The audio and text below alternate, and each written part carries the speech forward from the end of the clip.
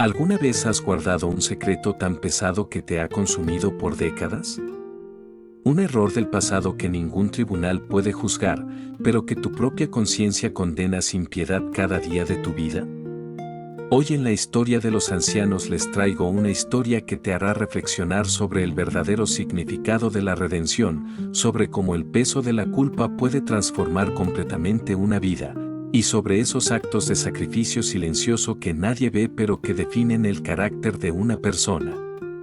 Esta es la historia de Elena Martínez, una mujer de 80 años que murió siendo considerada la persona más pobre y solitaria del pueblo, pero cuyos registros bancarios revelaron después de su muerte un secreto que nadie imaginaba, un secreto que había guardado celosamente durante 30 años completos. Elena vivía en un pequeño apartamento en las afueras del pueblo, un lugar humilde con paredes descascaradas y muebles que parecían haber sobrevivido varias generaciones. Los vecinos la conocían como esa anciana callada que caminaba encorvada hacia el mercado cada semana, comprando siempre lo mínimo indispensable, un poco de pan, algunas verduras, té barato. Nunca se le veía con ropa nueva, nunca aceptaba invitaciones a celebraciones del vecindario, nunca pedía ayuda aunque claramente la necesitaba. Pobrecita, decían las señoras del barrio, tan sola, sin familia, sin nadie que la cuide. Algunos jóvenes del pueblo ocasionalmente le ofrecían llevarle las bolsas del mercado, pero Elena siempre declinaba con una sonrisa triste y un no se preocupen por mí, todavía puedo valerme por mí misma. Había algo en sus ojos, sin embargo, algo que los más observadores notaban, no era la mirada vacía de alguien resignado a la pobreza, sino la mirada profunda de alguien que carga con un peso invisible, una tristeza antigua que nada tiene que ver con la falta de dinero. Los niños del vecindario a veces jugaban frente a su ventana y Elena los observaba desde detrás de las cortinas raídas con una expresión que mezclaba ternura y un dolor inexplicable. Nunca salía a regañarlos por el ruido, nunca se quejaba, solo observaba en silencio, como si esos niños le recordaran algo que prefería olvidar pero que al mismo tiempo necesitaba recordar. Si te está gustando esta historia, no olvides suscribirte a la historia de los ancianos y activar la campanita de notificaciones, porque cada semana traemos historias reales que te harán reflexionar sobre la vida, el arrepentimiento y la redención. Lo que nadie en el pueblo sabía era que cada mes, religiosamente, sin fallar ni un solo mes durante 30 años, Elena iba al banco del pueblo a las 9 de la mañana del día primero. Entraba con su bolso viejo, se acercaba a la ventanilla, llenaba un formulario de transferencia bancaria y enviaba una suma considerable de dinero a una cuenta en otra ciudad.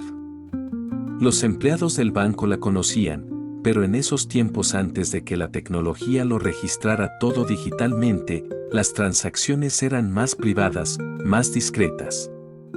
La señora Martínez de siempre apuntaba el cajero en su registro y nadie hacía preguntas porque Elena pagaba en efectivo, dinero que nadie sabía de dónde sacaba. ¿Cómo podía una mujer que vivía en la pobreza más evidente tener dinero para enviar mensualmente?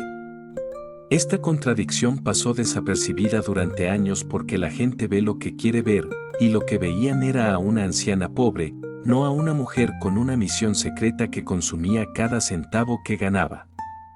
La verdad es que Elena trabajaba.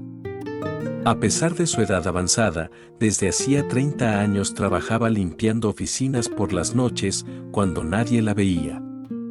Salía de su apartamento a las 10 de la noche, caminaba hasta el distrito comercial del pueblo, y durante 4 o 5 horas limpiaba pisos, vaciaba basureros, pulía escritorios. El trabajo era agotador para una mujer de su edad, pero Elena nunca faltó ni un solo día, ni siquiera cuando enfermó de gripe y apenas podía mantenerse en pie. El dinero que ganaba con ese trabajo nocturno, cada centavo, iba directamente a esa transferencia mensual. Vivía con lo mínimo absoluto, negándose cualquier comodidad, cualquier lujo, incluso cualquier necesidad que no fuera estrictamente vital. En invierno, cuando el frío era insoportable, Elena se envolvía en mantas viejas en lugar de encender la calefacción porque eso significaría gastar dinero que debía ir a otra parte. Comía lo mismo todos los días, avena en el desayuno, sopa de verduras en el almuerzo, té y pan en la cena. Su vida era una existencia monástica de autonegación, pero no por virtud religiosa sino por algo mucho más complejo, la culpa. No olvides darle like a este video y compartirlo con alguien que necesite escuchar una historia sobre segundas oportunidades y redención, porque en la historia de los ancianos creemos que nunca es tarde para hacer las cosas bien, aunque a veces el precio sea muy alto. Pero ¿cuál era el origen de esta culpa que consumía a Elena? ¿Qué había hecho esta mujer para condenarse a sí misma a 30 años de penitencia silenciosa? La respuesta se remonta a cuando Elena tenía 50 años, una época en que su vida era completamente diferente. En aquel entonces, Elena era una mujer de clase media, casada, con un trabajo decente como secretaria en una empresa local. No era rica pero vivía cómodamente, tenía un automóvil, una casa modesta pero bien cuidada, vacaciones ocasionales. Era una vida normal, ordinaria, hasta aquella tarde de marzo que lo cambió todo para siempre.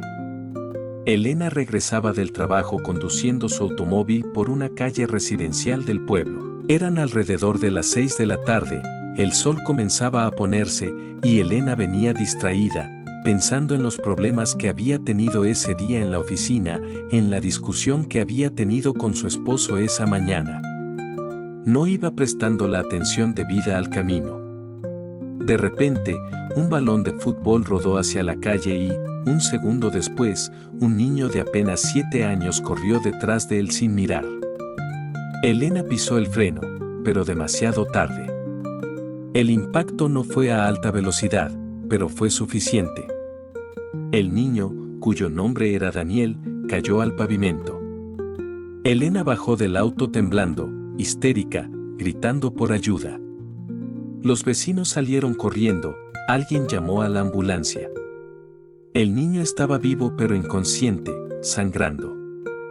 Fue el momento más largo de la vida de Elena, esos minutos esperando la ambulancia, sosteniendo a ese niño en sus brazos, repitiendo perdón, perdón, perdón una y otra vez como un mantra desesperado. Daniel sobrevivió, pero las consecuencias fueron devastadoras. El impacto le causó una lesión cerebral traumática que lo dejó con discapacidades permanentes. El niño brillante y activo que había sido quedó confinado a una silla de ruedas, con capacidades cognitivas severamente limitadas, requiriendo cuidados constantes por el resto de su vida. La investigación policial determinó que Elena no había estado conduciendo bajo la influencia del alcohol ni excediendo el límite de velocidad, que el niño había corrido repentinamente hacia la calle, que era un accidente. Técnicamente, legalmente, Elena no fue declarada completamente culpable. Hubo un acuerdo legal, su seguro pagó una compensación a la familia de Daniel y el caso se cerró sin que Elena fuera a prisión. Pero para Elena, el veredicto legal no importaba en absoluto. Ella sabía la verdad que ningún juez podía juzgar, había estado distraída, había estado conduciendo sin prestar atención completa al camino, y por eso un niño inocente había perdido su futuro. Suscríbete ahora mismo a la historia de los ancianos si quieres seguir descubriendo historias que te mostrarán que la justicia legal y la justicia moral a veces son cosas completamente diferentes, y que el tribunal más severo es a menudo nuestra propia conciencia. Después del accidente, la vida de Elena se desmoronó rápidamente. Su esposo, incapaz de lidiar con la culpa por asociación y con la depresión en la que Elena cayó, la abandonó al año siguiente. Elena perdió su trabajo porque no podía concentrarse, porque las pesadillas no la dejaban dormir, porque cada vez que veía a un niño en la calle comenzaba a temblar. Se mudó a ese apartamento pequeño y humilde, vendiéndolo todo para reducir gastos. Sus amigos gradualmente se alejaron, en parte porque Elena los empujó lejos, en parte porque no sabían cómo ayudarla con un dolor que parecía no tener fondo. Elena se convirtió en un fantasma de sí misma, una mujer que simplemente existía pero que había dejado de vivir realmente. Y entonces, un día, 5 años después del accidente, Elena tomó una decisión. Investigó y descubrió dónde vivía la familia de Daniel. La madre del niño era una mujer soltera que había tenido que dejar su trabajo para cuidar a tiempo completo a su hijo con discapacidad. El dinero del seguro se había agotado en tratamientos médicos y terapias. Vivían en la pobreza, luchando cada día. Elena, que había estado paralizada por la culpa durante 5 años, finalmente encontró algo que podía hacer, aunque no podía devolver a Daniel su salud, aunque no podía borrar lo que había hecho, podía al menos asegurarse de que el niño y su madre no sufrieran pobreza además de todo lo demás. Consiguió ese trabajo de limpieza nocturna, comenzó a vivir con lo mínimo absoluto y empezó a enviar todo el dinero que podía a la familia de Daniel, siempre de forma anónima, siempre sin dejar rastro que conectara las transferencias con ella. ¿Por qué anónimamente? ¿Por qué Elena nunca se identificó ante la madre de Daniel? Quizás porque sentía que no merecía el agradecimiento, que aceptar gratitud por algo que era simplemente su obligación moral sería una obscenidad. Quizás porque temía que si la madre de Daniel supiera quién enviaba el dinero, lo rechazaría por orgullo o por rabia. O quizás, más probablemente, porque Elena no buscaba absolución ni perdón, buscaba únicamente cumplir con lo que su conciencia le dictaba como correcto y hacerlo en silencio, sin reconocimiento, era parte de su penitencia autoimpuesta. Así pasaron 30 años. 30 años de trabajo nocturno agotador, 30 años de vivir en pobreza voluntaria, 30 años de transferencias mensuales que nunca fallaron. Elena envejeció limpiando pisos, su espalda se encorvó, sus manos se llenaron de artritis, su vista se debilitó. Pero nunca dejó de trabajar, nunca dejó de enviar ese dinero. Si esta historia te está emocionando, compártela con tus amigos y familiares, y no olvides comentar abajo qué opinas sobre la decisión de Elena de pagar su culpa en silencio durante toda su vida. Aquí en la historia de los ancianos valoramos tu opinión. Los años pasaron y Daniel creció hasta convertirse en un joven adulto, con todas las limitaciones que su condición implicaba, pero rodeado del mejor cuidado que su madre podía proporcionar gracias a ese dinero misterioso que llegaba cada mes sin falta. Pudo tener terapias, equipamiento especial, una silla de ruedas de calidad, medicamentos que de otra forma habrían sido inaccesibles. Su madre, gracias a ese soporte financiero constante, pudo dedicarse a cuidarlo sin la desesperación absoluta de no saber cómo pagar la siguiente factura médica. Nunca fueron ricos, pero tampoco cayeron en la miseria total que amenazaba constantemente a familias en su situación.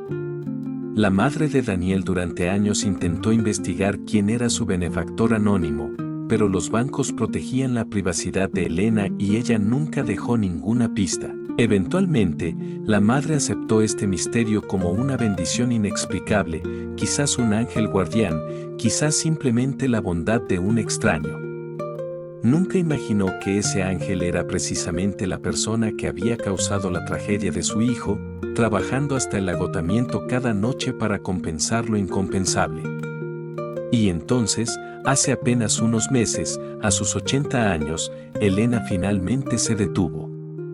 Una noche, mientras limpiaba una oficina, simplemente se sentó en una silla, cerró los ojos, y su corazón cansado después de 30 años de culpa y trabajo incesante decidió que ya era suficiente. La encontraron a la mañana siguiente.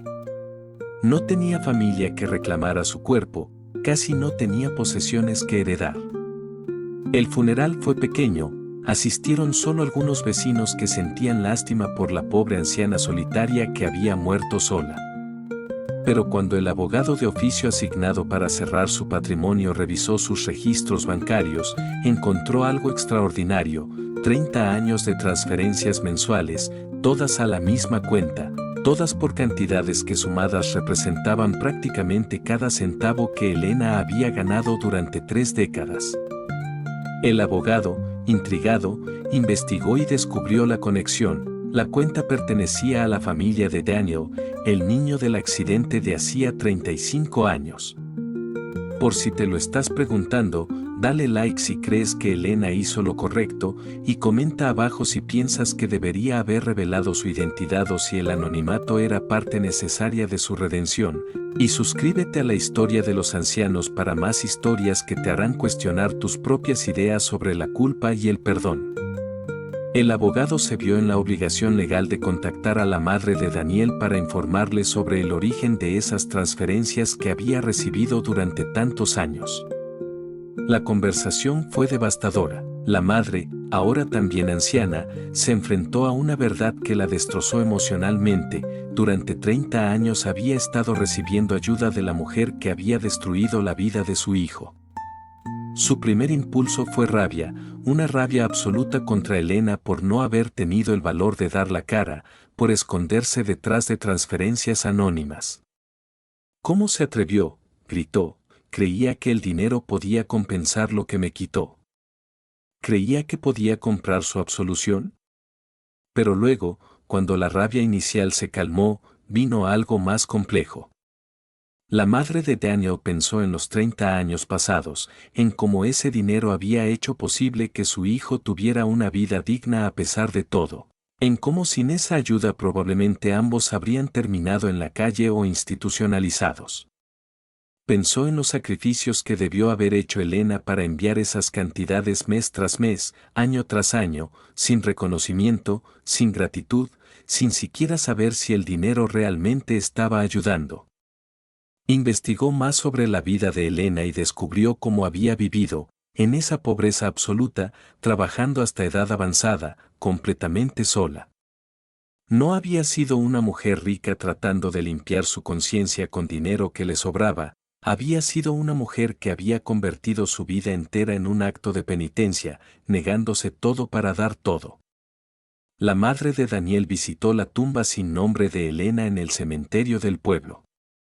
Se sentó allí durante horas, luchando con emociones contradictorias, rabia por lo que Elena había hecho 35 años atrás, dolor por los años perdidos de la infancia de su hijo, pero también, reluctantemente, un atisbo de comprensión y quizás incluso de perdón. No sé si puedo perdonarte, le dijo a la lápida, no sé si tengo derecho a perdonarte por algo que no me hiciste a mí sino a mi hijo, y él no puede decidir por sí mismo si te perdona. Pero reconozco que pagaste un precio terrible por tu error, que viviste una vida de castigo autoimpuesto que probablemente fue peor que cualquier prisión. No sé qué pensar sobre ti, Elena Martínez, pero sé que sin tu dinero, mi hijo y yo hubiéramos sufrido mucho más de lo que ya sufrimos. Así que, aunque no pueda perdonarte, te digo gracias y espero que hayas encontrado algo de paz al final. Esta historia nos deja con preguntas profundas que no tienen respuestas fáciles. ¿Hizo Elena lo correcto al pagar su culpa en silencio durante 30 años? ¿Debería haber buscado el perdón directamente en lugar de esconderse detrás del anonimato? ¿Es posible redimirse de un error que ha causado daño irreparable a otro ser humano? ¿El sacrificio y la penitencia son suficientes, o también se necesita el valor de enfrentar a aquellos a quienes hemos herido? Algunos dirán que Elena fue una cobarde, que el verdadero valor habría sido presentarse ante la madre de Daniel, pedir perdón cara a cara, aceptar el rechazo o la rabia que merecía. Otros dirán que Elena fue extraordinariamente valiente a su manera, dedicando literalmente su vida entera a compensar su error sin buscar reconocimiento ni absolución. Quizás la verdad es que la redención es complicada, que no hay un camino único hacia ella, que cada persona debe encontrar su propia forma de vivir con sus errores y hacer las paces con ellos lo mejor que pueda. Lo que es innegable es que Elena nunca se perdonó a sí misma, y ese fue quizás su mayor castigo, 30 años de culpa que ninguna cantidad de dinero podía aliviar realmente. Vivió y murió cargando ese peso, y aunque objetivamente ayudó a la familia de Daniel de manera significativa, subjetivamente probablemente nunca sintió que era suficiente, nunca sintió que había pagado completamente su deuda. Si has llegado hasta aquí, déjame pedirte un último favor, suscríbete a la historia de los ancianos, activa las notificaciones y comparte este video, porque estas historias necesitan ser contadas para recordarnos que detrás de cada anciano en la calle, cada persona solitaria que vemos y olvidamos, hay una vida completa de alegrías, errores, sacrificios y secretos que nunca conoceremos. La historia de Elena Martínez es la historia de cómo un momento de distracción puede cambiar vidas para siempre, de cómo la culpa puede ser más dura que cualquier juez, y de cómo algunas personas eligen pagar sus deudas morales no con palabras sino con acciones, no públicamente sino en la oscuridad, no durante unos meses sino durante toda una vida.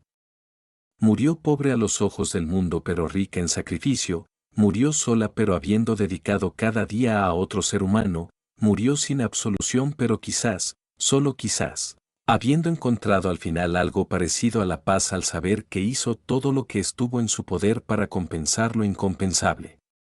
Gracias por acompañarnos en la historia de los ancianos, nos vemos en el próximo video con otra historia que te hará reflexionar sobre la vida, la muerte y todo lo que hay en medio.